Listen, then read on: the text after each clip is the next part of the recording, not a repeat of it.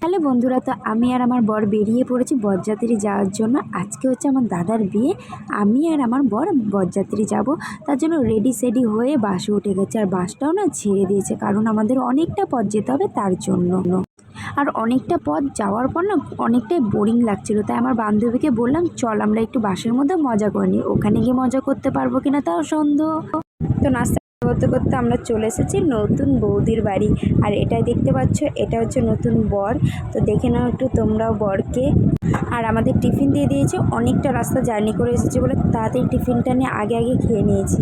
তারপর আমরা টিফিন খেয়ে চলে এসেছি আমাদের নতুন বৌদির সাথে দেখা করতে। তো দেখা করে একটু ছবি তুলে নিলাম। আর এইদিকে ক্যামেরাম্যান দাদা বললো তোরা একটু দাঁড়া। তারপরে চলে এসেছি আমরা নাচতে, কারণ বক্সটা একা একাই বাজছিল, তাই বললাম চল আমরাই মজা করে নিই। তারপরে নেচে আমরা চলে এসেছি